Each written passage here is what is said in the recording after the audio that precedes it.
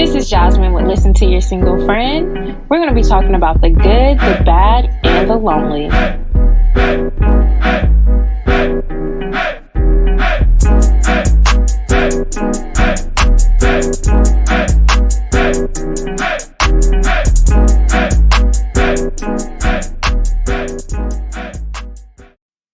Hi, friends. Welcome back to the show.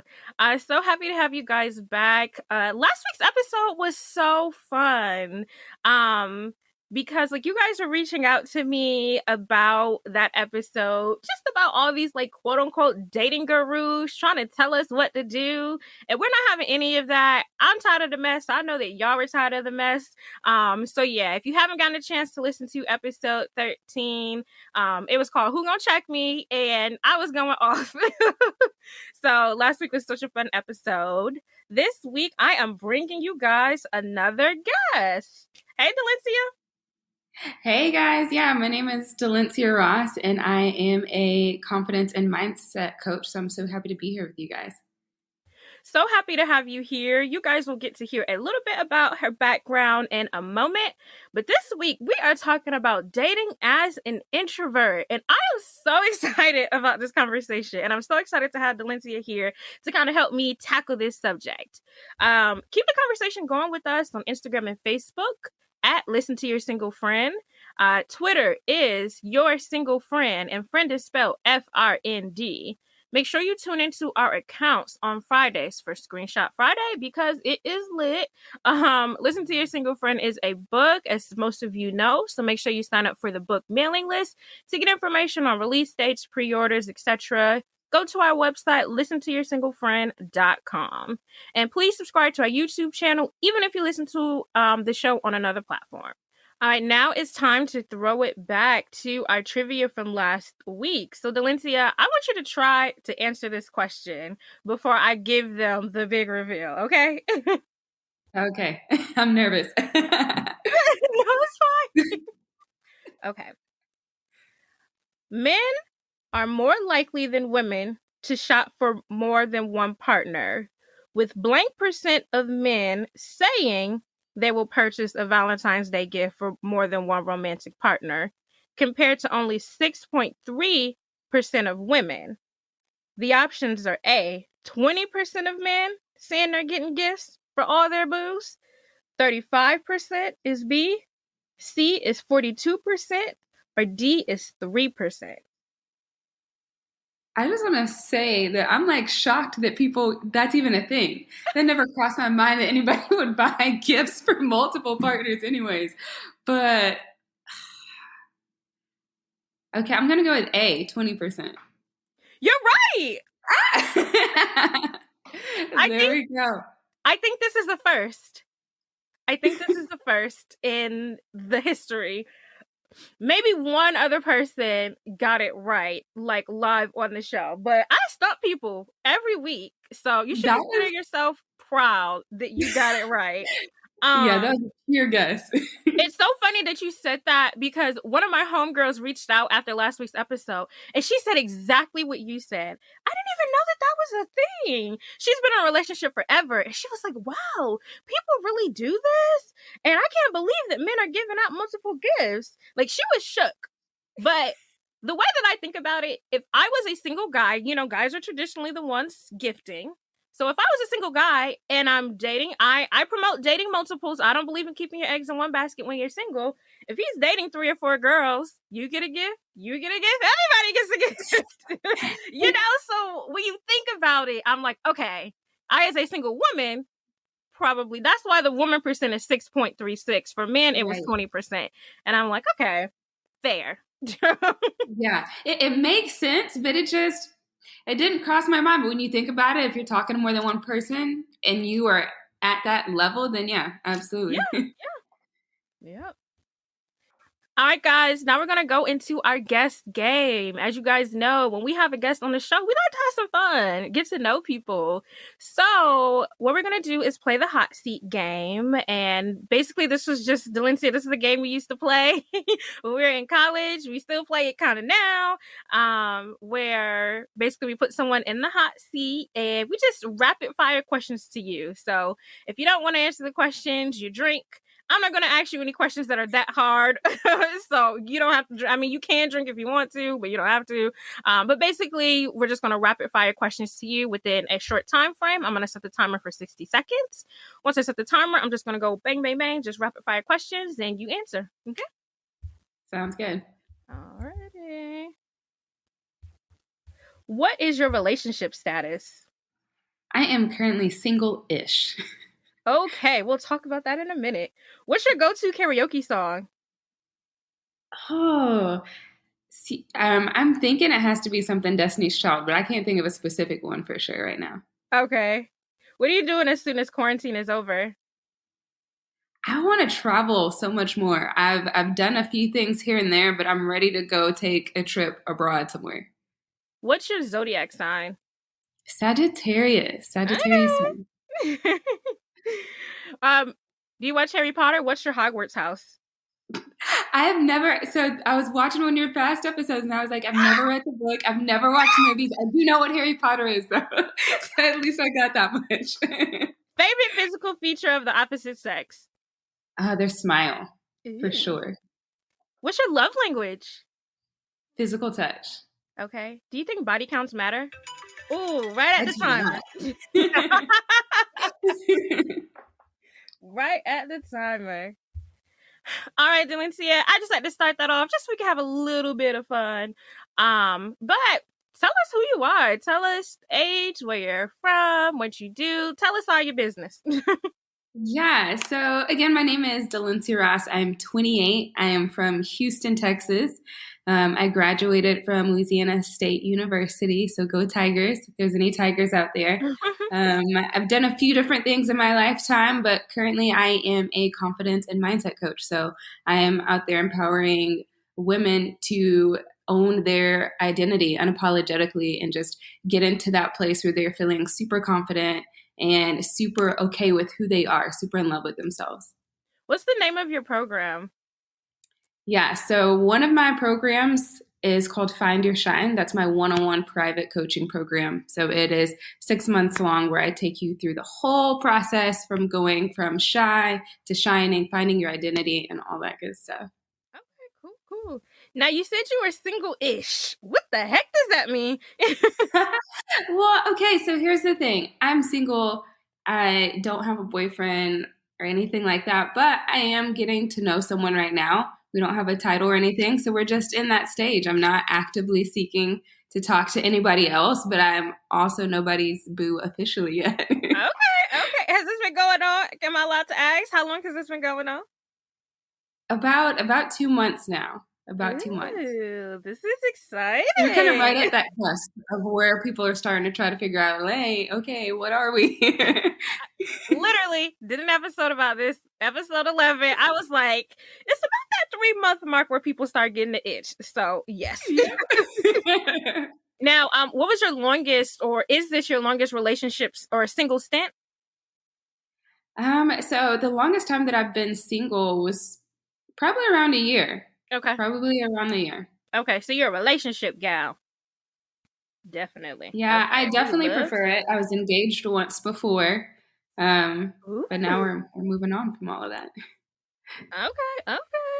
And I just want to put a quick thing in here. She did say she was from Texas. I checked on her before we did this show, so I don't want you guys thinking that I made her do this episode when she ain't got no power or nothing crazy. So. No, we've got the power back. We've got the water back, so we're good. We're trying to get back to normalcy. Okay. We're glad to hear it. And hopefully everybody in Texas, I do have some Texas listeners, so hopefully you guys are doing good. It was a weird week. I'm from Michigan, so I'm like, we're used to it in Michigan. Yep. But having winters in the DMV, I'm like, wow, you guys, come on, And so I can't imagine. So we definitely have thoughts and prayers for the Texas folks. We appreciate it. All right, guys, now it's time for your quote of the day. I am always going to start you guys off with some positive vibes.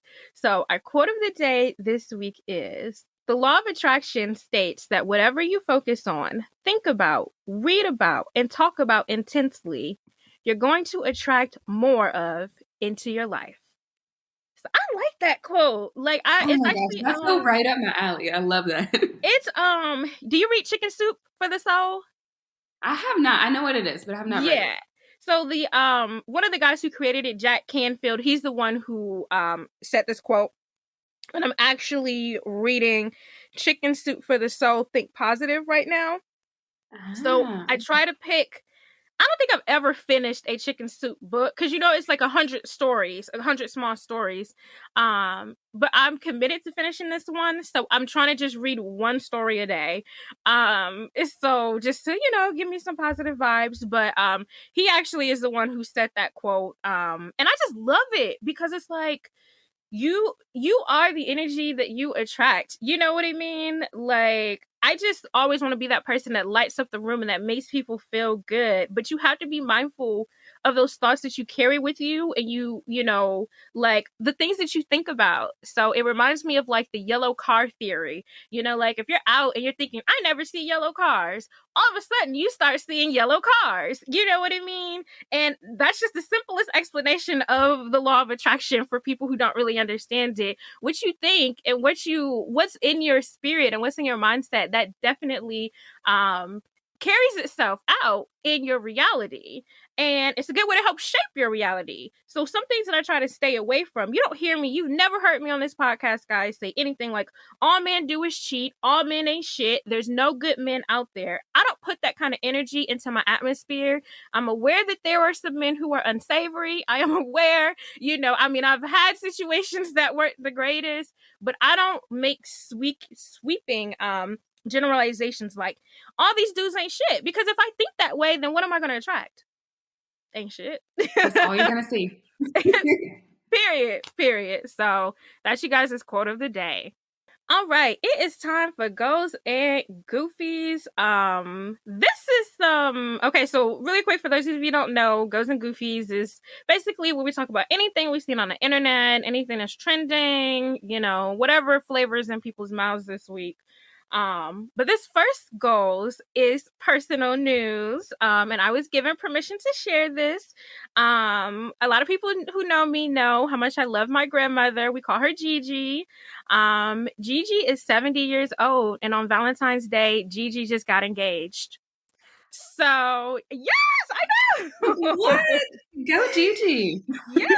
So I was so excited. So I called her. I was like, Gigi, can I tell my podcast? And she's like, okay. She knew exactly where I was going with this, because like I had talked about this. I had brought up Kamala Harris and Doug like sometime before, or sometime like in December for goals, because Kamala didn't get married for the first time until she was 50 when she married Doug. And so it's like people are finding love. And in Gigi's case, she's 70. And her and Mr. Ron, we call him Mr. Ron, they've been, you know, they've both been married before, but you always have a chance at love. Like, and I just thought I thought people needed to hear that. You know what I mean? A lot of times we put timelines in our heads, especially those of us who are pushing 30. We about to be over the hill, according to us. And it's like, no, you know, like people are out here finding love at all facets of life. We don't have to have that crazy timeline in our head. So I'm super happy for Gigi and Mr. Ron. If you know her, you know she's the sweetest little human being ever. She is very nice, and sometimes I have to tell her, you need to be like me. You need to be mean to people. Toughen up a little bit.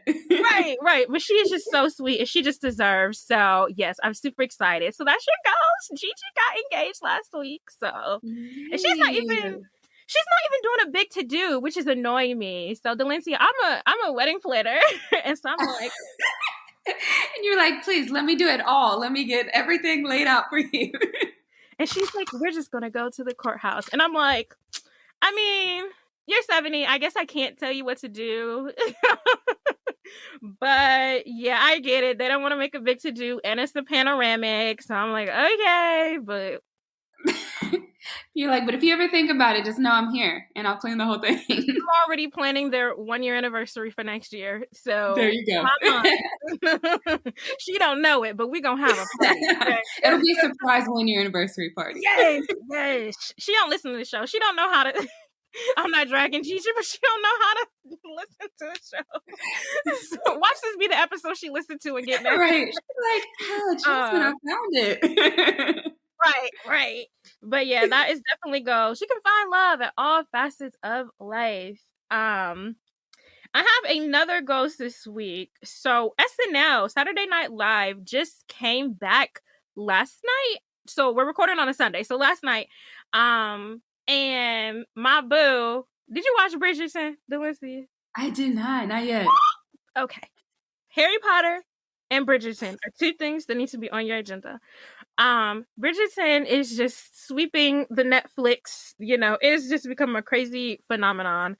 And Regine, how you pronounce his name? Regé-Jean Page is the fine, beautiful British Black man that stars on the show, and he was the host for Saturday Night Live yesterday. And there was this segment, since this is the start of their 45th or 46th season. They've been around forever. There is this song, there's this segment that they did, and the girl, it's this beautiful, gorgeous Black girl named Ego. She starts off the song. She's in the club. She's dressed up real cute. Like, yeah, I'm a bad bitch. I'm this, I'm that, blah, blah, blah, blah, blah. And then she sees Regé-Jean, and she's like, yeah, I'm going to have to take you home tonight. And he's like, yeah, that's not going to happen because this is all happening in your head. And so then it flashes to her being on her couch, in her sweats, just vegging out. And everybody's like, oh my God, this is so ridiculous because, like, why SNL gotta drag the single folks? Like, right. But the song, you just gotta poke us. And I'm like, first of all, who told you to tell my business on TV? The song is called Loco. So just for anybody who hasn't seen it, I actually posted it to the Instagram page today, but I'll post it again on Wednesday when this episode drops. But the song is called Loco, and it's featuring Bad Bunny, because Bad Bunny was the musical guest for that day. But it is funny. I'm not going to tell you everything that happens, but that's basically how the song starts. And basically just dragging us in this pandemic, like just going loco. So the song is a bop, guys. Like, people are like, this needs to be a ringtone. It needs to be on iTunes. So go listen to the song Loco. Just go on SNL's page. It's right on there. But if you need to Google it, Google Loco, Bad Bunny, Saturday Night Live. Hilarious. So that's your goes this week, because we need a little bit of laugh, okay? We are struggling. We need a little bit of fun. I'm okay with poking fun at the pandemic life, the single life, whatever it is. So I thought that was really funny. All right, now it is time for Goofies. I have two this week. They both happen to be celebrity things. Well, actually, only one of them is Goofies. Megan Thee Stallion is dating some rapper guy named Party. It's spelled Pardi, Party Fontaine. All the girls talk about how fine he is. He aight. I love Meg, and you're from Texas, so I am from Texas. Meg? I love Meg in Texas. Okay. I love Meg. That's my girl. But this man, so basically the week before they confirmed that they were dating, a video hit the Twitter web. And basically, someone was on live, and you can hear Party banging down a door, trying to get into the bathroom while Megan was in there with some of her homegirls. And it just came off very violent and aggressive. And it was just like, it was real. It gave me the ick. Like, yeah, I didn't like it.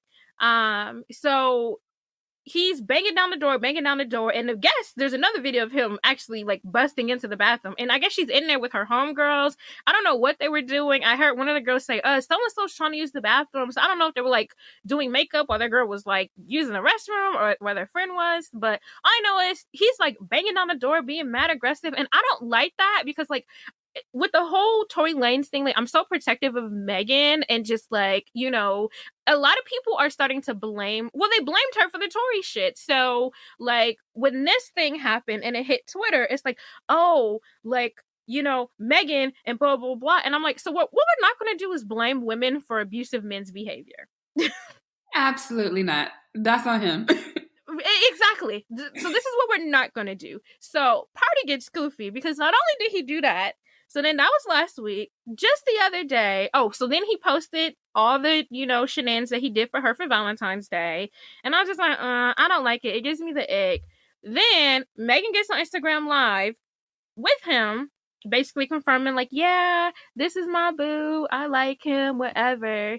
At one point, he gets behind her and like, I think he has his hand on her neck and he's like trying to like lick on her ear. And it's like, I'm not doing it justice because it's not in a sexy way. You know what I mean? It's kind of in like an aggressive way. Like if y'all remember like when Summer Walker in London on the Track, when he kind of choked her and she's like, stop. Megan did the same thing. And she just couldn't like, can you like get off me? You know, like she's like, can you stop? Like she's pulling away and she's telling him to stop. So he 2 for 2 at this point. I think that we can acknowledge that abusive men are responsible for their behavior, but we also can say at the same time that, you know, Megan does need to take a step back and kind of think about what are good traits in a partner. You know what I mean? Like, what are good qualities in a man that I want to date? Because there's a pattern here. Right. It like something about what she's attracting, what she's putting up with, is letting these men know that this is okay behavior. It is really what she's putting up with, because I know that they're not coming at her straight out the gate being, you know, abusive. You know what I mean? And, you know, abuse, I'm not saying like he's not beating up on her or anything, but it's just coming off really icky. And she needs somebody that's going to treat her right and that doesn't feel the need to control her. I was talking to one of my guy friends, and it's just like, it's more so like she's just a strong woman and got a strong personality. And like some men just come into her situation and like want to almost manhandle her and like put her in her place. You know what I mean? And I'm just like, I don't like that. So I'm not really here for the party thing. We're definitely going to keep our eyes on this situation. I just want Megan to be happy and I want her to be safe. So yes, he number 2 for 1, 2. safe. He 2 for 2 at this point. And I'm just like, I don't, it doesn't give me warm and fuzzies. So watch the videos for yourself, guys. I mean, you're probably going to pick up on the same energy that I did, but, you know, I'm hoping for the best. Let's just leave it at that. This last one, I don't want to say that this is goals or goofies, but this is just a follow-up to something I talked about in a prior episode. Kim and Kanye are calling it quits. I know. So, I said before, I hate to hear that people are getting divorced, but when people do get divorced, most times they're like, no, this is me choosing myself. You know what I mean? And this is me choosing my happiness. So, yeah, I don't know. I'm happy that they are choosing. Well, Kim's the one who led this. I'm happy that Kim is choosing her happiness. I still think the both of them are hot messes. It's so, but I don't celebrate people getting divorced, because my biggest thing is like they have a bunch of kids.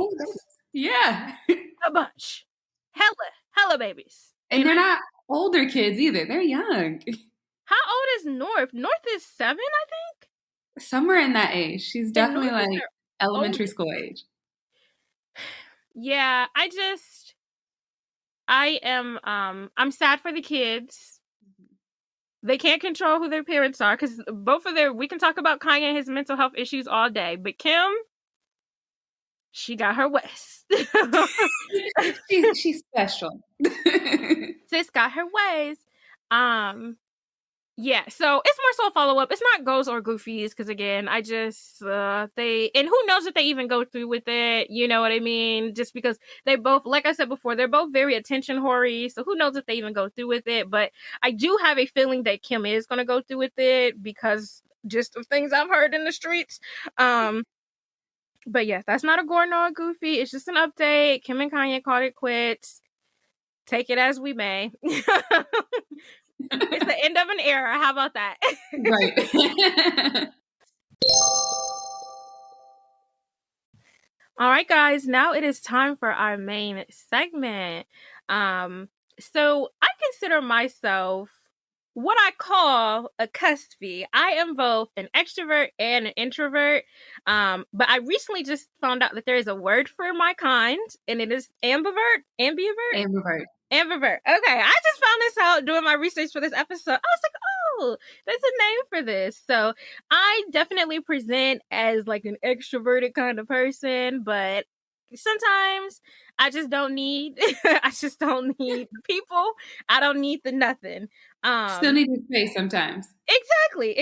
So I wanted to bring on a guest to kind of talk about basically introvert life, how dating impacts you as an introvert.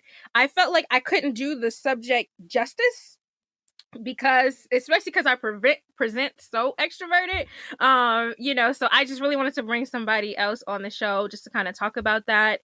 When I had looked up Dalencia, I really loved her program, and so she plays off the word shine. It's spelled SHYNE, but it's a play off the word shy, and I was like, oh my god, this is the cutest thing. I'm glad you picked up on it. When I first named all of my stuff that, I was like, will people realize what I'm trying to do here? I think that you had put in the subtext something about the word shy. So I was like, oh, I see what you did there. Like, I really like that. So that stuck out to me. I have friends that are introverted and they listen to the show and they're just like, I can't do all of these things that you're telling us to do. And I'm just like, close gonna get fed on this boulevard. It's how I feel about dating. But some things that like stuck out to me on your website, you talked about basically as you're helping people and introverts kind of live their best life. You said, they should look to achieve success because of their introverted nature, not in spite of, and also not while pretending to be an extrovert. And I love that. I think that for me is saying live your truth. Like, live your best life. Live what your truth is. Don't be trying to be like these extrovert people. Like, and don't think that your introverted nature is like a detriment, right? Yeah, absolutely. So many times people think that like, oh, I'm an introvert, so I'm automatically going to struggle in this area because dating is made for the people who are like willing to put themselves out there. But there are certain things that introverts are more innately just good at. Even things like listening and asking questions. Those are some of the things that when I found that I'm dating, people are always like, oh my gosh, like you ask the most amazing questions, or like I feel really safe talking to you, because people that are more extroverted tend to like to be the talkers. And so it provides a different experience for the people that you are getting to know. Can we do some definitions real quick? What do you define as an extrovert? So extroversion and introversion has to do with your energy.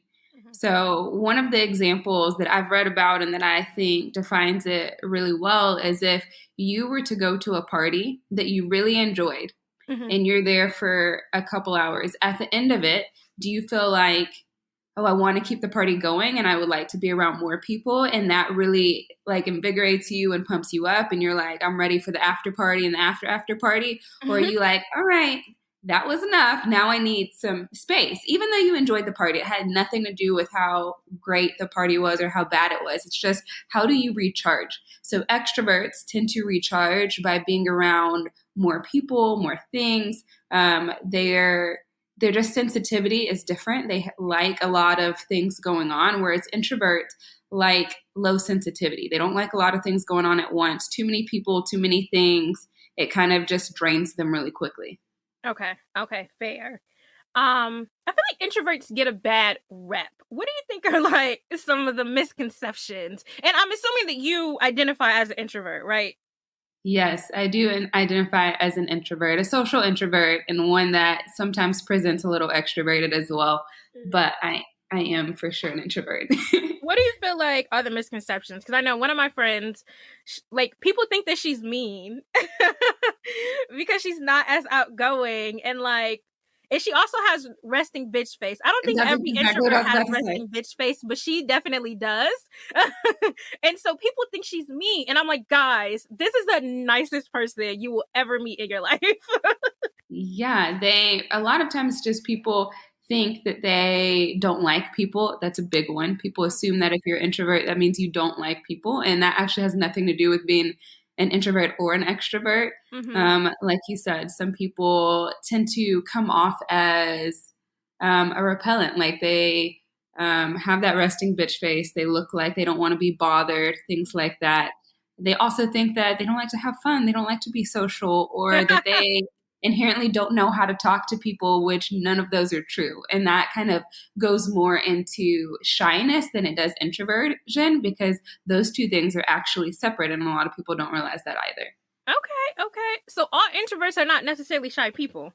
No, not at all. Because so with shy being like the opposite of confident, you can be introverted and be confident as hell. Okay. You could also be a shy extrovert, which is sometimes a little less common, but you can be a shy extrovert. You can be someone that is fully recharged by people, like being out, like having that high sensitivity, but you're nervous. You're nervous to present yourself or to be your own person or those types of things. So shyness has more to do with how you interact with people. It has to do with social anxiety more so. And introversion is just whether or not you're recharged by being amongst others or by isolating. Okay. And I feel like some introverts do play into this. I just can't people today. Like, so, I mean, I've been caught saying that, like, or one of my good friends, she'll say, my people meter is low. And I love that. But we do associate it with people, and being around people. Yeah. And I think it's one of the things that if you are an extrovert or are more extroverted, it's hard to imagine, because for you, whenever you're going out in public, being around people brings you to life and you love it. And so then when someone is more introverted, they're like, man, I love the people I'm around, but just being here with everything that's going on is super draining. And so it's not that they don't like the people. They just need a re-up. They need to go recharge so that they can go back out there. I feel it. How do you think, or like, what do you think I can guess, but what are some of the challenges? We'll break this down into two parts: in dating and then in relationships. What do you think are some challenges that introverts face in dating, specifically getting to know people and, meeting people, meeting romantic partners? So in dating, I think the most obvious one is going to be the fact that you don't necessarily mind sitting at home alone. And so you have to go and put yourself out there and feel like, man, in order to meet someone, I can't just count on the cable dude coming and knocking on the door, or I can't count on the Amazon guy coming and knock on the door. I have to go and talk to people and do things like that. And while you won't necessarily struggle on the date specifically, but just having to do that over and over again, especially if you're in the actively dating phase, and especially if you're trying to do multiple dating, if you have your rotation going, which I'm a big believer in, then it's going to take a lot more energy out of you than it would someone who just enjoys being out and about all the time. That's a good point. That's a really good point. So, okay, so how can we support our introverted friends and also tell them, like, you're making excuses to not date? Like, I want to be, supportive, and it's not like you said, not in spite of their introversion, but sometimes I feel like people make excuses, and it's like you said, the Amazon man, I mean, it's some hot Amazon guys, but come on. We don't even see them anymore. We don't even see those guys anymore. So right. How can we kind of be supportive, but also give them a little nudge? I think sometimes people forget that certain things are a way of life, and not everything goes by what we like doing. And so as an introvert, I think it's super important that you do manage your energy and you know what's going on. But if you have a friend that's that introvert, you're going to need to tell them to do it in their own way. Maybe they can't handle a roster of 10. That's fine.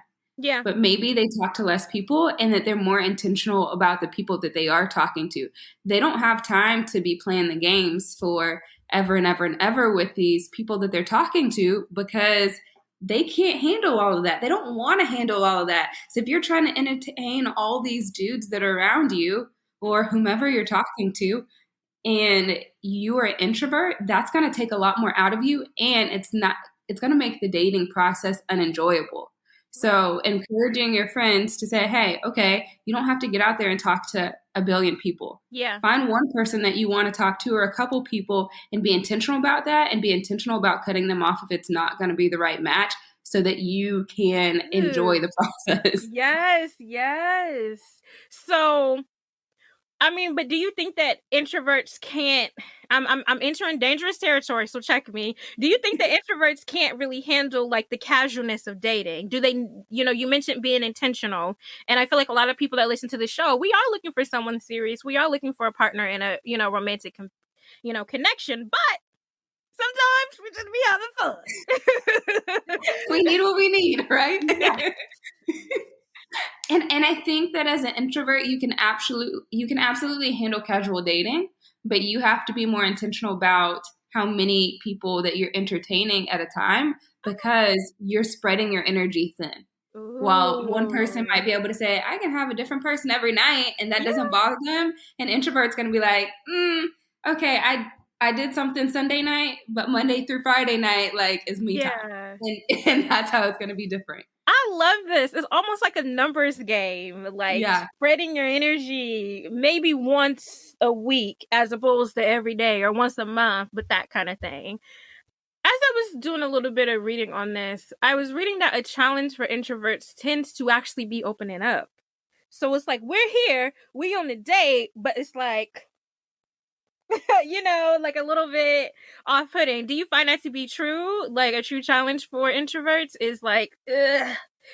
Yeah, especially if, because even introversion and extroversion is on a spectrum, but if you are one of the quieter introverted types, then it can be harder to kind of put yourself out there or to open up to people. And so what I always suggest to people is that if you are not someone that enjoys talking about yourself a lot, it's a great time to flip that conversation. And if you're not good at doing the talking, then you need to be really great at asking the questions, because usually the other person will open up and talk about themselves. And then all you have to do from there is to be curious, ask follow-up questions to what it is that they're talking about, and then once you get to know them a little bit better, then you will feel more comfortable saying certain things about you. But have your boundaries. You don't have to tell them your whole life story on day one. Right. You don't have to tell them all your business.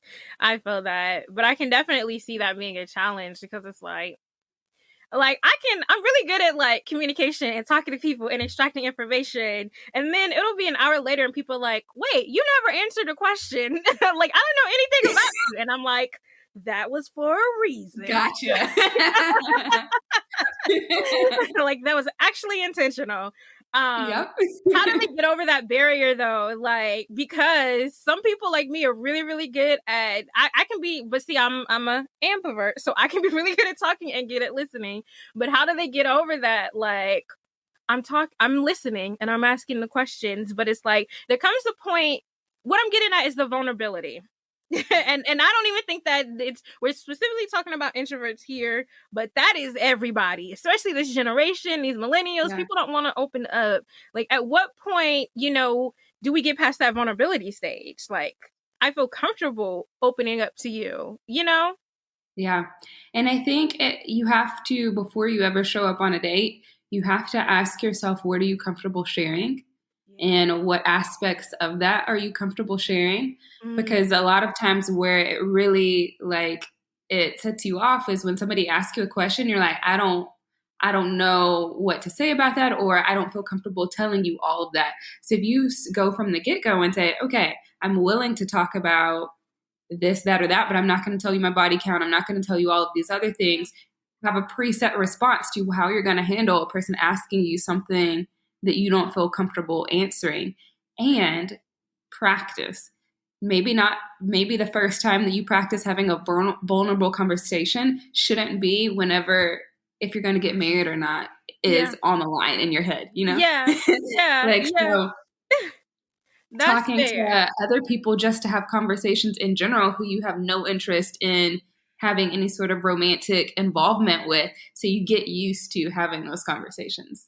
That's a gem for everybody, because I feel like I'm a talkative person, but I wasn't always good at communicating.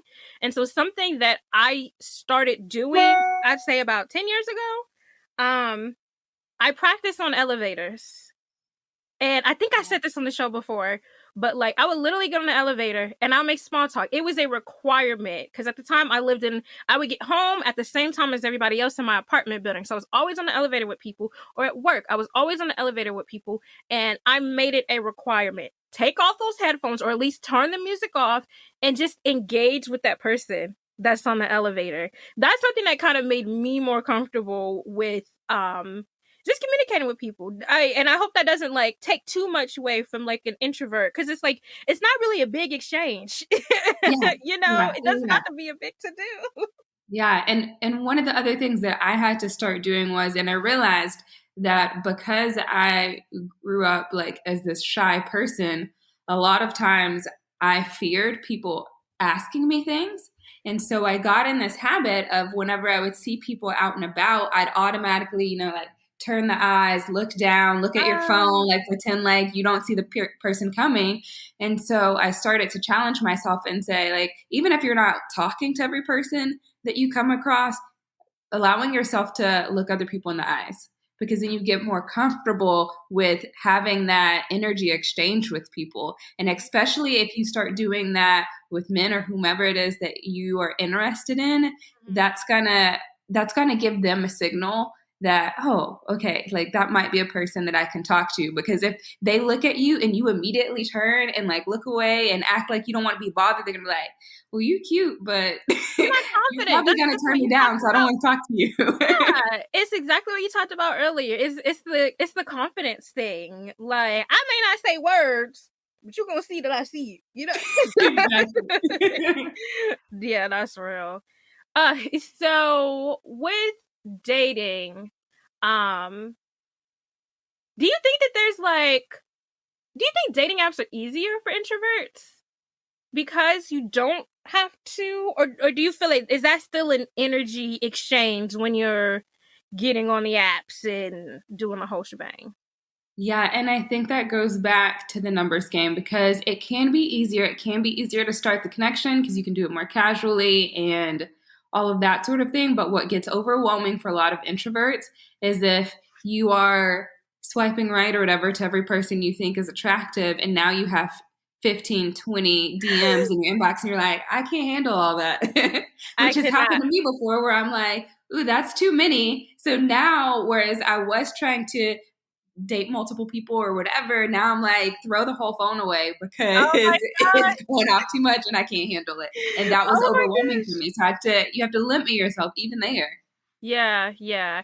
I personally, and you troubleshoot me here, do you feel like the single life is easier for introverts? Because I feel like, I'm talking like actual single life.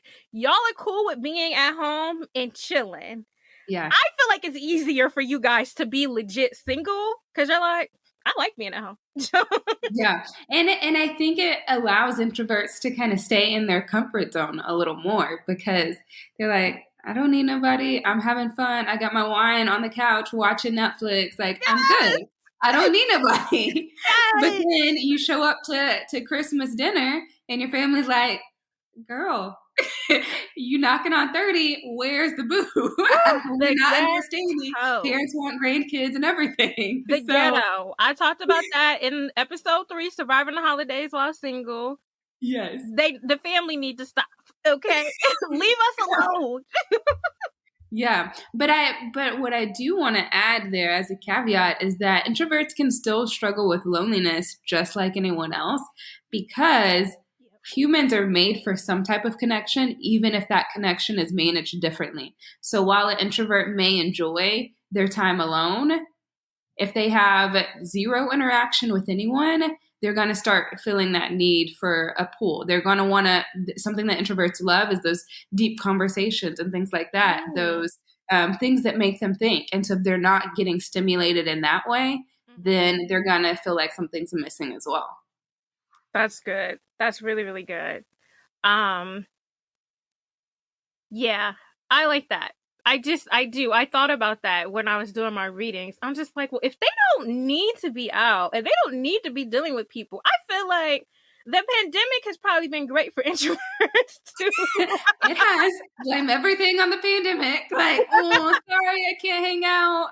My bad. Pandemic. You saw that viral video of that girl. I'm sorry. Yes, pandemic.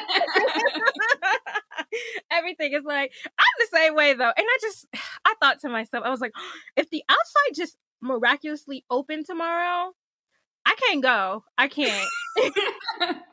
I can't. If everybody was safe, here. I'm going to self-quarantine, even if y'all say we could. Yeah, if everything was safe tomorrow, I would still be like, I can't. I am going to be honest, but that goes back to just me being a little bit of both. There are some times where I'm just like, this is great. I'm in the grocery store and I'm like, I don't even have to, it makes me mad when I'm in a grocery store and people try to have conversations. Because I'm like, back up.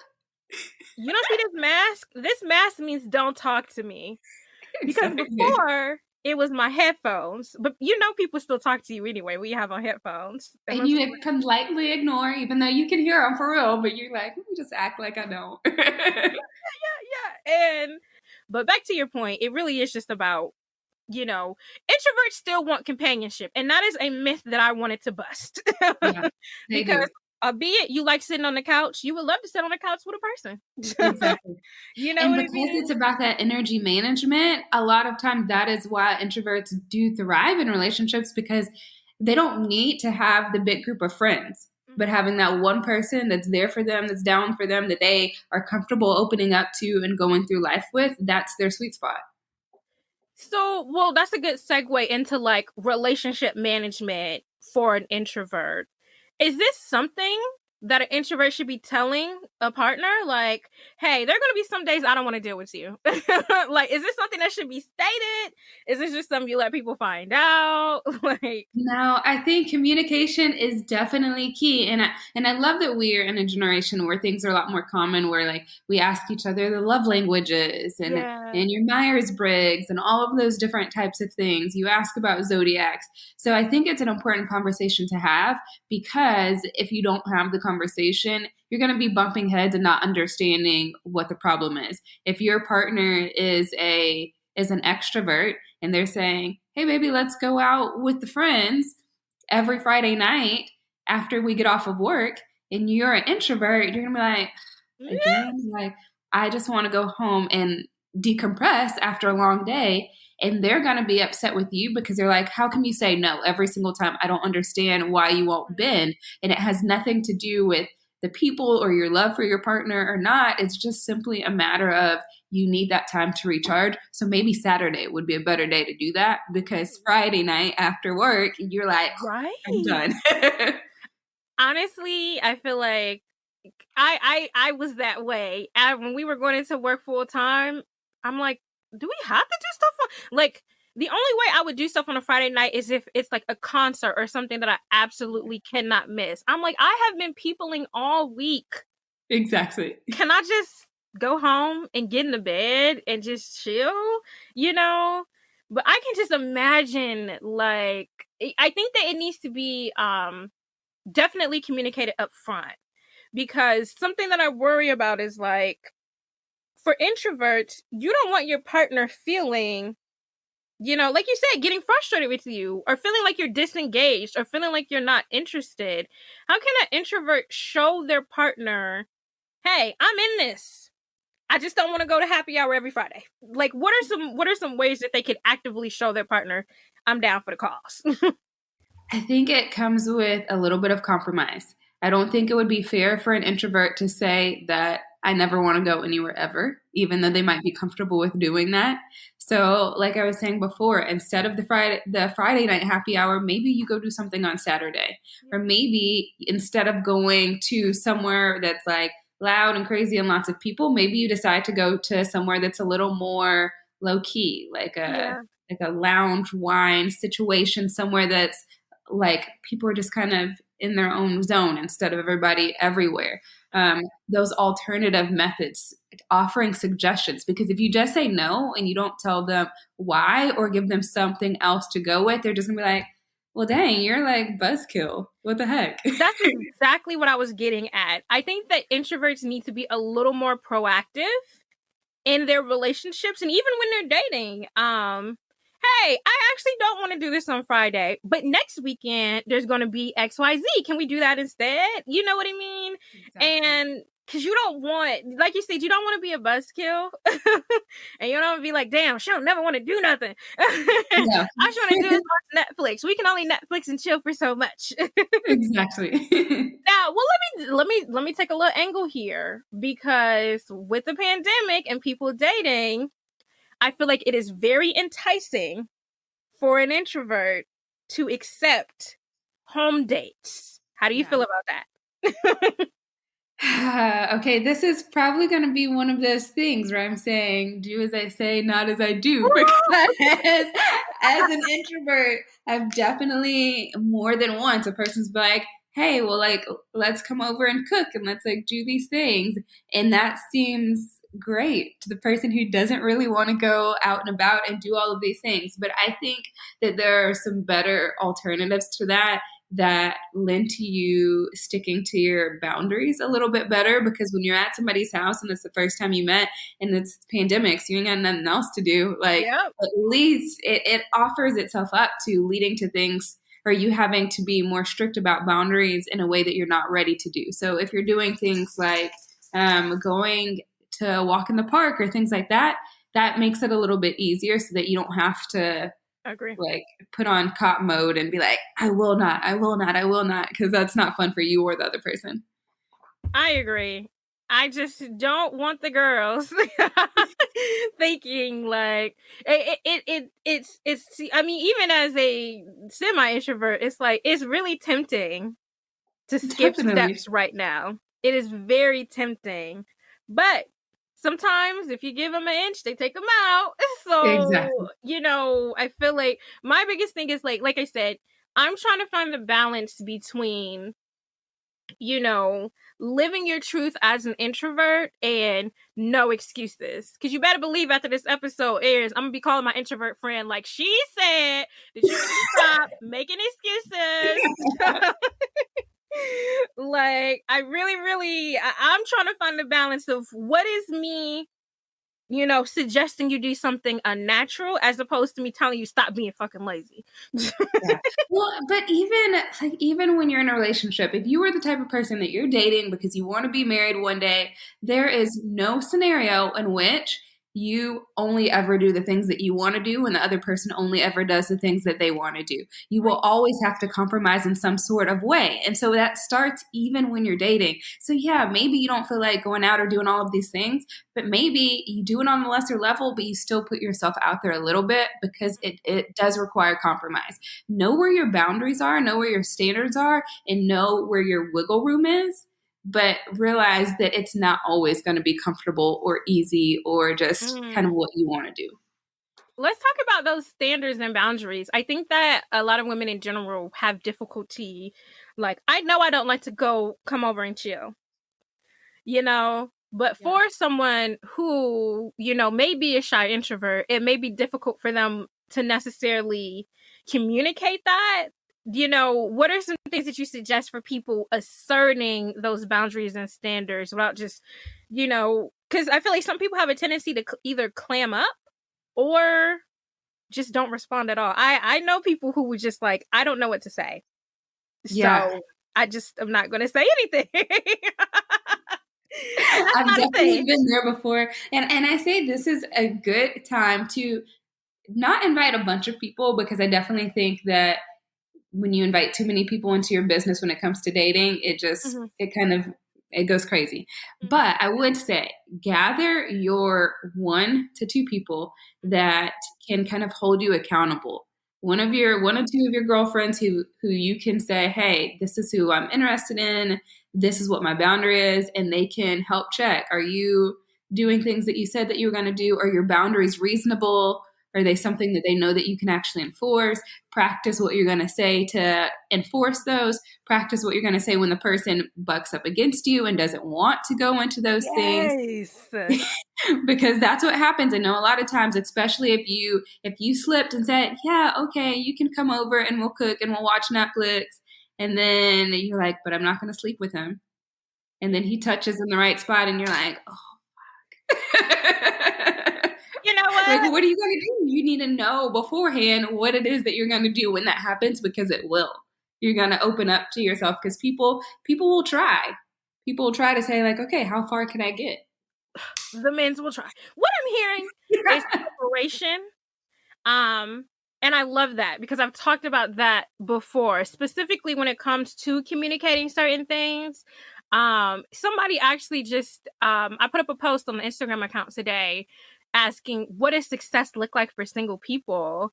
And one of the commenters was like, do I answer questions about how long I've been on the dating app? You know what I mean? Does that count for me or against me? And I don't answer those types of questions. I'm really big on redirection. I am very big on redirection, because I as I told her in that comment, I feel like people are just trying to gauge, okay, are you going to be desperate because you've been single for a couple years? Or are you moving too fast because you just broke up last week? Am I just a rebound? I feel like those are gauging questions. And so, like, I had to practice my response to that, because as I told her, it would, as I put in that post, it bothered me when a man was like, oh, so how's the app going for you?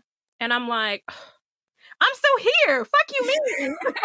Apparently not that well, because I'm still on it. You know what I mean? So, but I learned to redefine what I looked at as success. So it was an insight thing for me, because I had to redefine what success meant in dating. But also, I had to learn how to practice what I was responding. So now I'm just like, oh, I've been on the apps for, I say I've been on the apps off and on for a while. I've met some incredible men, made some great connections, and hopefully I get that lucky again. Listen. Yeah, that's the perfect answer. And I feel like also when it comes to those questions too, sometimes we have to check our own emotions, because what happens is a person asks that question and we in our mind are projecting onto them what we think that means. And we're saying, you know what, he doesn't want anything. He's just trying to figure out X, Y, and Z. And maybe that's not what they meant at all. So having a great answer like that is perfect, because you didn't come off as like salty or bitter or anything and like spew this negative energy on that person, when maybe that's not what they were trying to do at all. But you gave them redirect. I'm still like, I'm on this app. It's not going well. But I don't say that. Exactly. That's my thing. If I'm still here, that means shit is still very ghetto, okay? But, I have learned to lean into dating, and I have learned to just be happy for the connections and for the vibes. But no, that's really, really good, because I just feel like in general, women, we have an issue with, asserting those boundaries. And like you pointed out, we might have our canned speech, but what happens when he pushes back? Exactly. What you gonna do then? You know what I mean? Because some men are crafty in their words as well. And it's like, well, you said that you didn't want to come over, but all the restaurants are closed. It's a pandemic, this, and that. We've been getting along great. You said you're comfortable. Like, they will run you down. Exactly. And so you have to have a real good reason or an alternative that sparks something for both of y'all, because you're going to start listening to him and be like, oh, well, you do have a point. And I'd much rather you come over anyway, so why am I saying no? Exactly. That's exactly what I'm getting at. In my heart of hearts, I would love for you to just come over and let's just rip off the Band-Aid. But boundaries are a thing. So it's important. You said on your website, taking action out of authority instead of fear. Like, do you feel like that's kind of what we're getting at there? Yeah. Like, Absolutely, because I think sometimes people, whenever they're making those decisions, especially when it comes to dating, especially when it comes to your boundaries, you're like, I don't want to say this because then they're not going to talk to me anymore. Then they're going to cut it off or whatever. And it's like, if that's the only reason that you gave that answer, or if that person does cut you off because you asserted your boundaries, that's not the person you need to be with anyways. Exactly. So that actually pushes you more into the direction that you need to be going in, because now you know, okay, that was a Mr. Wrong. That was a person that I wasn't supposed to be with. And knowing that you have the power to journey and navigate your own dating experience, you have to take control of that and take responsibility for what's happening, because the more that you bend to your boundaries and make decisions out of fear, that's only going to continue into the relationship, and you're always just going to only be doing what they want to do. And then when something that you feel like is super important to you, maybe it's no longer should we Netflix or chill or not, but when something is super important comes up, they're going to make a suggestion and you're not going to know how to buck up to it, because you've spent the entire time saying, I'm going to do this because he said it, or that was a great idea. Because he was very persuasive. Something I wanted you to touch on, what are some confidence boosters for introverts? Because you talk about speaking with authority, you talk about, being positive about being an introvert, but really the place to get there is a lot of stuff that people need to kind of practice internally. Do you have like 2 or 3 examples of what a confidence booster looks like, or things that people could do like more practical to kind of, I guess, be more assertive and be more positive about their introversion? Yeah, absolutely. So confidence, when you boil it all down, comes from having the experience of doing something.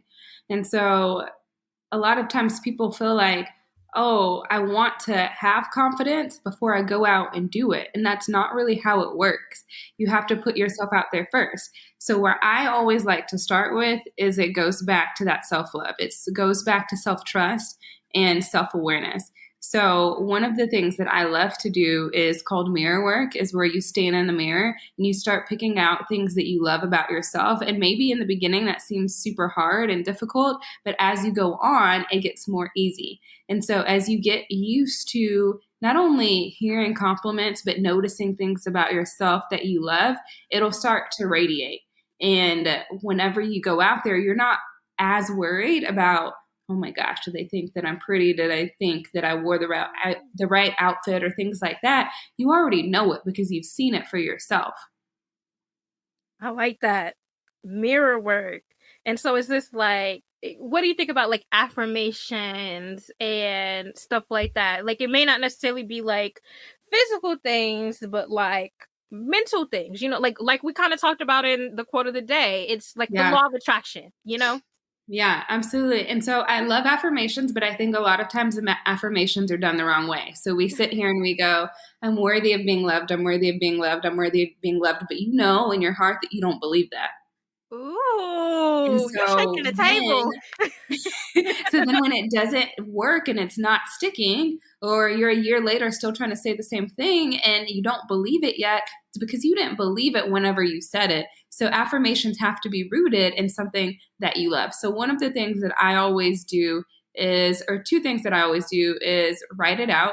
So when I journal it and I visualize at the same time, it helps me see things. When your brain can see something, when your brain can see how that situation will go through, it makes it more attainable for you. So if you sit down and you write out the things that you love about yourself, the things that you're going to do with your partner, and you're visualizing those things, it brings in your senses, and that's rooted in psychology.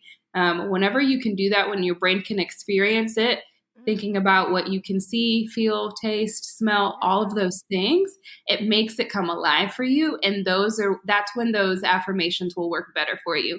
And it's something that you need to do repeatedly, not just when you're having a bad day. So it's like proactive affirmations. So if there are things that you want to feel when you're in a relationship, if there are things that you want to call into your relationships or attract, start doing it now, even if you feel like it's not a big deal. If you want to have a partner that romances you and like buys you flowers and does those types of things, Start visualizing that happening now so that your brain is super used to it and your body is used to those things happening, and start doing it for yourself.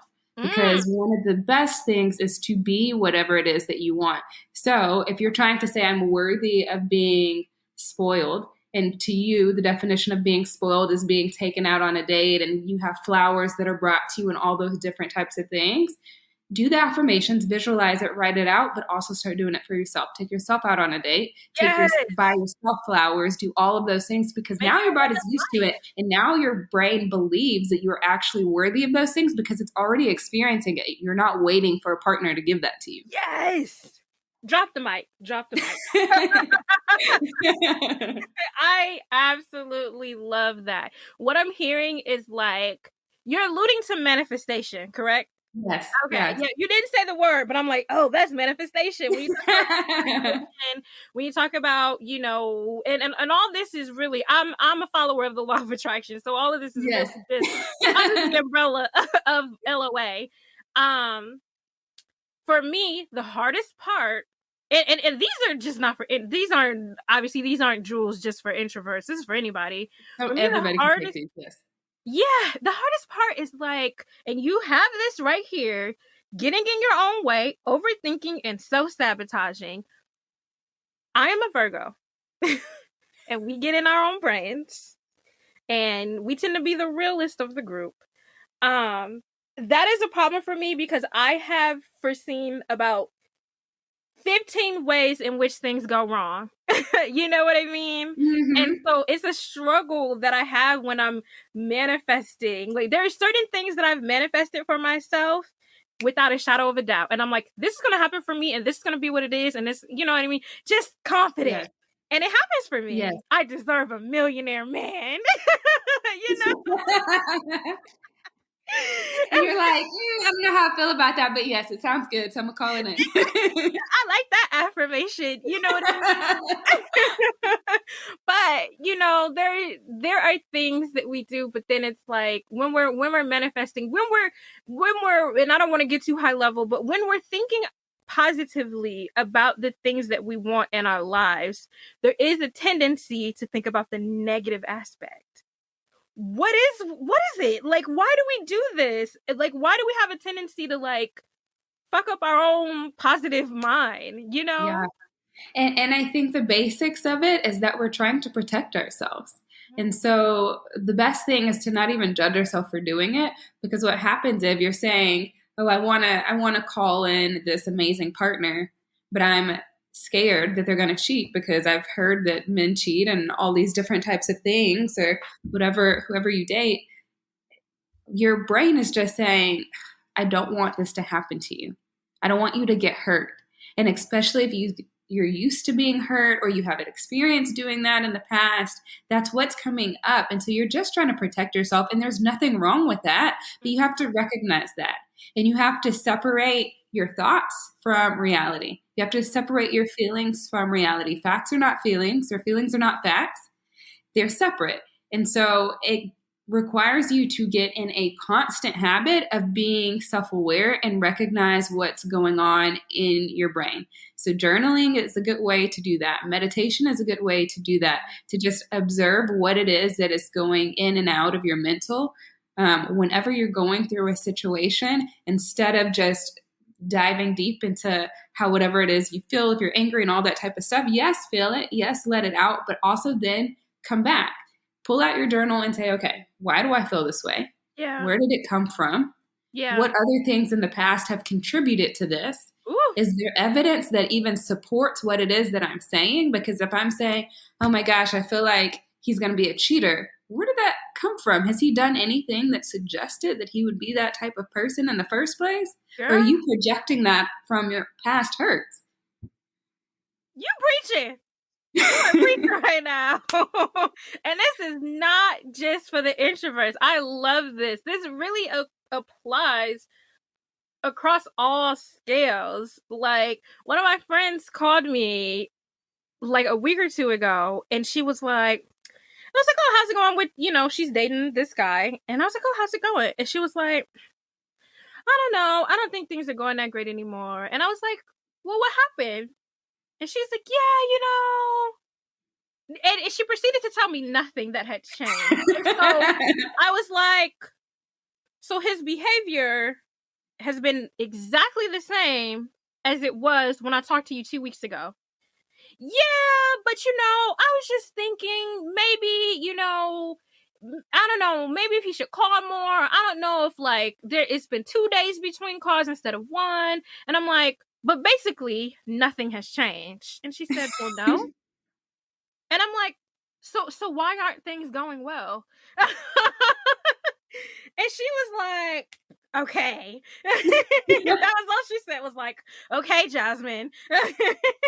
It's not even that something is going bad, but it's not going how we want it to look perfectly in our head. And so then your brain starts trying to fill in the story.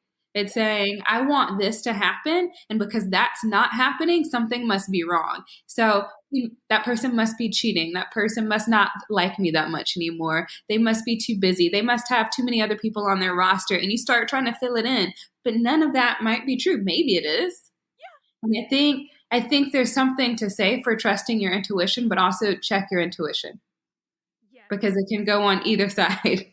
I agree. I'm big on trusting my gut. My gut does not steer me wrong. However, to your earlier point, there are times where I am projecting. I'm literally just projecting. And I'm just like, it is Friday night, and I have not heard from him all day. He's out with these bitches. Exactly. I have to look back at my relationship when I was 16. I didn't hear from my boyfriend all day. And I'm like, ooh, yeah. He just had a long day at work and went home and took a nap. Yep. And that goes back to making decisions out of fear, making decisions out of authority. Are you scared in that moment? Are you worried that something has happened that has happened before? Or is there actually that gut feeling, that God feeling that's in you that's saying, no, that's not right? And if you practice being self-aware, if you practice asking yourself those questions, you'll be able to tell the difference. Discernment. It's all about discernment. And that's something I talk about a lot. Like, it's even in dating, there's a lot that you can gather from people just discerning, okay. And we kind of alluded to this before.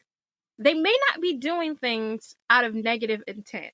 Yeah. 9 times out of 10, if a guy is asking me to come over and chill, he might be on some bullshit. You know what I mean? But that's not always the case. You know what I mean? So it really just comes down to discernment. If you've been getting to know a guy for 2-3 months and he wants to cook for you, hell yeah, you can cook for me after 3 months. Because after 3 months. But see, I know myself and I trust myself. And I know that if you have made it to 3 months, if you made it to 2 months, hell. Let's be honest. For Jazmine Karess, if you have made it 30 days, because I got a rule of threes. I got men figured out by 3 days, 3 weeks, or 3 months. So if you have made it, I'm with you on that one. I prayed heavily way back when on learning how to discern, because I was in situations where I got led on, or I was in situationships, and I'm like, why didn't I see this? Hindsight is always 20/20. There was always signs there that he wasn't in it the way that I was. You know what I mean? And I was so frustrated. So I've really learned, but to the earlier point, I've practiced how to discern. Yes. So if you make it that far, hell yeah, you cook for me. You know what I mean? Cook for me, take me out, do me all the things, fly me out, whatever. I deserve, okay? I want to make sure we cover tangible things in dating for introverts. We kind of talked about dating apps. How does the introvert, let's just say the outside is open. How does the introvert, or I'm in the grocery store or whatever, how does the introvert kind of make a connection with a person when they're out in public? Yeah, I think introverts are naturally curious people. Mm-hmm. And we are people that tend to have an affinity for deeper conversations than just the surface level. And so I think that a lot of times is what gets in the way, because say you're in the grocery store, I don't want to have a conversation about the weather. I could care less. I don't want to have a conversation. What'd you say? I said, I'm hearing no small talk. Yeah, no small talk. So Knowing as an introvert what it is that you're passionate about, what is something that you could have a super deep conversation about, and looking for those areas as an in. So if you are someone that, I don't know what it is that you like. I have a super deep heart for like the foster care system and things like that.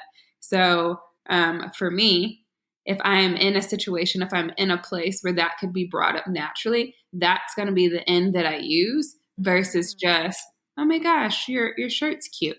Yeah. So I've had this happen before where if you like wear a shirt about something that you're passionate about, like if I loved foster care, one of the volunteer organizations that I used to volunteer for, if I wore their shirt, that would be an easy way to start up a conversation with someone about something that I actually would like to talk about and not just your shoes are nice. Nice. That's free game too, because I am big on crew necks and t-shirts with things that I like. So people get me like a lot of Harry Potter stuff, a lot of Hamilton stuff. Yes. I love things with words on it, like a funny quote or something like that, because I feel like those are conversation starters. Exactly. Actually having to start the conversation. Yes. So I think I'll find that 9 times out of 10, if you wear something like that, if you wear Harry Potter and somebody likes Harry Potter, they're going to comment on it. And so that's for an introvert is great because then you probably don't even have to start the conversation. You put out there what it is that you like, and the people who like what you like will naturally gravitate towards that and say, oh, let me ask her about that. And so then now you have an extrovert that's letting you know that they're willing to talk. And now you just have to ask those key questions to lead the conversation on. And now you have a deep conversation about something that you actually care about than just the small talk. And even without like making fashion statements, I feel like that practicing thing that we talked about earlier is so important. Like just having 5 or 6 segue questions, you know what I mean? Or 5 or 6 questions that are just like, I know I can point the conversation to things I want to talk about. You know, we can talk about the weather and then I can tell you how important, I don't know, global warming is. That's a good one. Exactly. Nice segue. Yeah, exactly. Having that handful of things that you know you have something to say about at length. And for a lot of people, even for introverts, if it's something that you're passionate about, you can talk forever about, even as an introvert. And so that's really where introverts shine. So if you have your questions lined up and you can steer the conversation towards those questions, it'll come a lot more naturally to you. Fair. One thing I wanted to ask you, should introverts date extroverts? Yeah, absolutely. And I think it happens a lot actually because you balance each other out. So you have 2 introverts, you're always at home. You'd never go anywhere. You have 2 extroverts, y'all are gonna like, I don't know, something crazy is gonna happen because you're just like always out and doing everything. So while you could date either one, I think introvert and extrovert pairs are great because you do have that balance. Whenever you need to be pulled out of your shell, your extroverted partner will be there for you. And whenever your extroverted partner needs to be grounded a little bit more and turn into to themselves and have a great conversation about something and just return home, you'll be that balance for them as well. I love that. That's awesome. I was just reading and I'm just like to the question about challenges earlier, I was reading something about it being a challenge for your extroverted partner to understand you. And I'm just like, ooh, should they even be dating extroverts? You know what I mean? Like, is it better to date someone who completely understands you, or is that too comfortable? You know what I mean? Or you date someone perfect, or, you know, the opposite, but now they're challenging you a little bit more. Exactly. It's complicated. And because I think introversion and extroversion exist on a spectrum, there can be some balance in that. So you might, on one hand, have a person who is the super, super shy introvert, and they might have a little bit more problems with someone who is ridiculously extroverted. But if you have someone who is more middle ground introvert, they might pair really nicely with an extrovert. Fair. This was an awesome conversation. I just feel like I should have been I'm going to listen back to this and take notes. Because dropping gems, good sis. Tell us how we can support you, your website, your programs. Give them something to look up after this. Yeah, absolutely. So my website is DalenciaRoss.com, and I'm sure you'll be able to see the spelling of my name in the show notes and the title of the podcast and everything. And it's the same thing on Instagram, Dalencia Ross. So that's where you can find me on Instagram. I'm also playing around on TikTok and trying to start to have a few conversations on Clubhouse as well, all the same handles. But those are the main places that I like to hang out. And if you are someone who knows that you are ready to move out of your introverted comfort zone and into a place where you are confident, unapologetically owning your identity, and just being more of yourself, falling in love with yourself and succeeding and going to leadership and all those different things because of your introversion and using that as a highlight and not a hindrance, then I also offer one-on-one coaching. That's a 6-month program called Find Your Shine. Awesome. You know what? I feel like I want to be a part of this program, and I'm an introvert, but I feel like there's a place for me. Yep.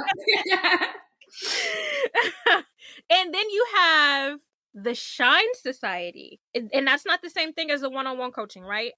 Yeah, it's separate. It's separate from one-on-one coaching. However, everyone who's in my one-on-one coaching gets an invitation to that as well. And so that's more of like a masterclass in which I teach on a group level instead of just individually.